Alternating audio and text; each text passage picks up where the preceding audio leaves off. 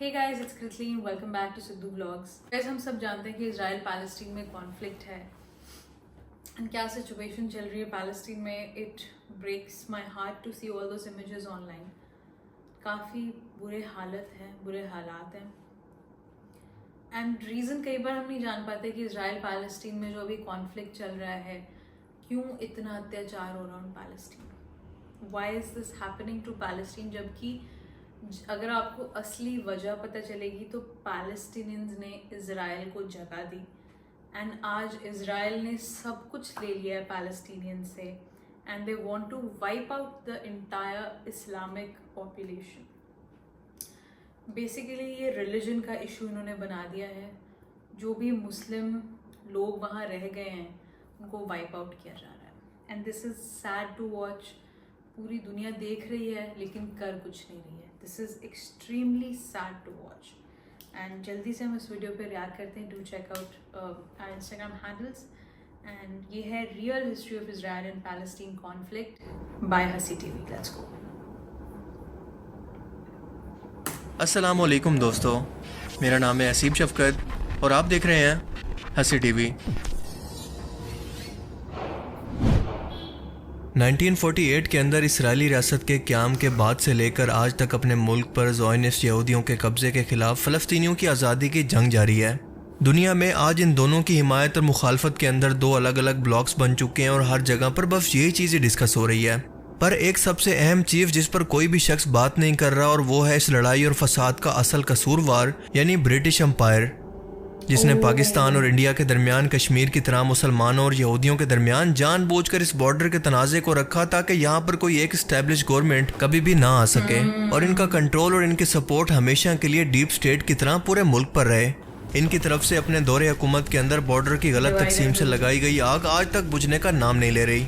मैं कोशिश करूंगा कि शॉर्ट सी वीडियो के अंदर टू दी पॉइंट रहकर इसराइल और फ़लस्तीन के तनाज़े की असल वजह यानी ब्रिटिश एम्पायर के किरदार को बेहतर तौर पर समझा सकूं. पहली जंग अजीम के अंदर फ़लस्तीन मुल्क सल्तनत उस्मानिया के कंट्रोल में था. सल्तनत उस्मानिया के साथ एक तरफ जर्मनी, ऑस्ट्रिया, हंगरी और बल्गेरिया थे तो दूसरी तरफ यूके, फ्रांस, रशिया और अमेरिका.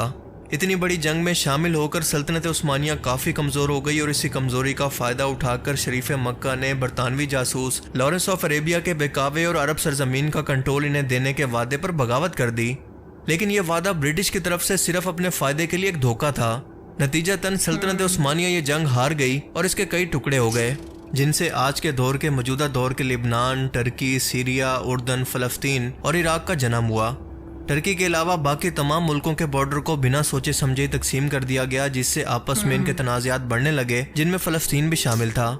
ब्रिटिशर्स ये बात अच्छी तरह से समझते थे कि वो क्या कर रहे हैं और वो जानते थे कि ऐसा करने से इस पूरे अरब खित्ते के अंदर इंस्टेबिलिटी पैदा होगी और इसी चीज़ का फ़ायदा उठाकर वो अपना कंट्रोल इन मुल्कों पर हमेशा के लिए रख पाएंगे. अब ये जंग क्योंकि फ्रेंच और ब्रिटिशर्स ने मिलकर लड़ी थी, लिहाजा ब्रिटिश और फ्रेंच हुकूमत के दरमियान एक एग्रीमेंट हुआ जिसके मुताबिक इन दोनों मुल्कों ने सल्तनत उस्मानिया के आज़ाद होने वाले इलाकों को आपस के अंदर तकसीम कर लिया. इसे कहते हैं सेकेस पेकॉट. इस दौरान ना तो किसी कौम को, ना किसी नस्ल को और ना किसी इलाके की शनाख्त का ध्यान रखा गया. मिसाल के तौर पर अगर कोई इलाका एक खास नस्ल के लोगों की रिहाइश का था तो बजाय इसके कि इसे एक पूरी स्टेट बना दें, बिल्कुल इसका उल्ट करके इस कौम के दरमियान में एक लाइन खींचकर बॉर्डर बना दिए गए. इस अरब खित्ते के अंदर इंस्टेबिलिटी रखने के पीछे दरअसल ब्रिटिशर्स की एक और भी अहम वजह थी और वो थी ये स्विस कैनाल. ये छोटी सी कैनाल ब्रिटिशर्स के लिए इंतहाई अहम थी और इस वक्त भी है क्योंकि ये लोग शुरू से ही कारोबारी थे और इनके एम्पायर के अंदर इंडियन ओशन से यूरोप के लिए मेडिटेरियन सी तक जोड़ने का काम ये स्विस कैनाल ही किया करती थी. इसीलिए इस पर डायरेक्ट या फिर इनडायरेक्ट कंट्रोल इनकी लाइफ लाइन थी जो कि एशिया को यूरोप से कम तरीन फासले से जोड़ती है. फ़लस्तीन क्योंकि एक ज़माने के अंदर यहूदियों का घर था और वहाँ से ये दर बदर होकर पूरे यूरोप के अंदर हज़ारों सालों से फैल चुके थे, ये बरतानिया में भी मौजूद थे. सल्तनत उस्मानिया के दौर के अंदर हजार कोशिशों और लालच के बावजूद भी सुल्तान अब्दुल हमीद इनके साथ फ़लस्तीन का सौदा करने के लिए तैयार न हुए तो इन लोगों ने बगावत करवाकर सिविल वॉर शुरू करवा दी. अब सल्तनत उस्मानिया के टूटने के बाद इनके पास वापसी का बेहतरीन मौका था जिसका उन्होंने फ़ायदा भी उठाया, क्योंकि अब यहाँ पर ज़ोयनिस्ट मूवमेंट की शुरुआत की गई कि हमें अपना आबाई वतन फ़लस्तीन वापस चाहिए. फ़लस्तीन में इस वक्त 87% मुस्लिम और सिर्फ 3% ही यहूदी थे. फ़लस्तीन मुल्क में मुसलमान मुल्क की बजाय यहूदी स्टेट ब्रिटिशर्स के फ़ायदे के अंदर थी, जिसकी सपोर्ट इसे हमेशा मिलती रहती. लिहाजा अपने पॉलिटिकल फ़ायदों और सपोर्ट के लिए ब्रिटिश फॉरेन सेक्रेटरी आर्थर बेलफोर ने ब्रिटिश कम्युनिटी के एक अहम यहूदी मेंबर वॉल्टर रोथशाइल्ड को एक खत लिखकर यह वादा किया कि हम यहूदी कौम को एक इस्राएली रियासत बनाने के अंदर मदद करेंगे। शरीफ मक्का को अरब मुल्कों की हुकूमत देने के वादे के खिलाफ जाकर फ्रेंच हुकूमत को ब्रिटिशर्स ने यह वादा किया कि हम अरब मुल्कों में से आधा आपको देंगे, बस हमारा साथ देना। अब ये सब वादे क्योंकि बंद कमरों के अंदर हो रहे थे, किसी को भी एक दूसरे की खबर नहीं थी, इसीलिए सबको लगा कि ब्रिटिशर्स इनके साथ हैं। इसी वादे के साथ जब दूसरी जंग अजीम शुरू हुई और जर्मनी के अंदर हिटलर ने यहूदियों का कत्लेआम शुरू किया, तो इसी को बुनियाद बनाकर इस बालफोर डिक्लेरेशन की बुनियाद पर आहिस्ता आहिस्ता यहूदियों ने फ़लस्तीन के अंदर ज़मीनें खरीदना और यहाँ पर आबाद होना शुरू कर दिया। यहाँ पर रहने वाले लोगों को बेदखल करना और इनके घरों से निकालना शुरू कर दिया। अब आहिस्ता आहिस्ता फ़लस्तीन के अंदर मुसलमानों की आबादी कम होकर इनको माइनॉरिटी के अंदर बदलने लगी, जिसका सीधा सीधा कसूरवार था सिर्फ और सिर्फ बरतानिया, जिसने बिना यहाँ की आवाम की ख्वाहिश और इनकी मर्जी जाने बगैर सिर्फ अपनी सपोर्ट और अपने फ़ायदे की खातिर एक ख़त पर इस मुल्क को लिखकर यहूदी कौम के हवाले कर दिया। ये सब देखकर 1936 के अंदर फ़लस्तीनी अवाम ने आखिरकार तंग आकर बरतानवी हुकूमत के खिलाफ बगावत कर दी। ब्रिटिशर्स ने अपनी आदत के मुताबिक इसे बगावत कहकर इसे कुचलने की बहुत कोशिश की, काफ़ी लोगों को फांसियां भी दी, लेकिन यह आवाज़ दब न सकी। आखिरकार तंग आकर ब्रिटिशर्स ने 1942 के अंदर खुद को बीच से निकालकर यहूदी और मुसलमानों को आमने सामने लाकर खड़ा कर दिया, क्योंकि वो जंगें लड़ लड़कर थक चुका था। लेकिन इन दोनों कौमों और मजहब के मानने वालों के दरमियान नफरत की जो आग शुरू हुई वो आज तक बाकी है।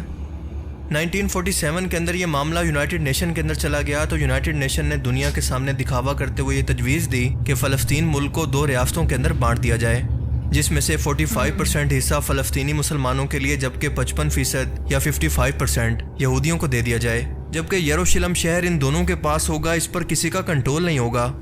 अब ये चीज़ सरासर ज़्यादती थी, क्योंकि मुसलमान उस टाइम भी तादाद के अंदर यहूदी कौम से डबल थे। इसी बुनियाद पर इसराइल मुल्क वजूद के अंदर आया, जिसे आसपास मौजूद अरब मुल्कों ने कबूल नहीं किया। लिहाजा 1948 के अंदर ही अरब इसराइल जंग शुरू हो गई और 5 अरब मुल्कों ने इसराइल पर हमला कर दिया।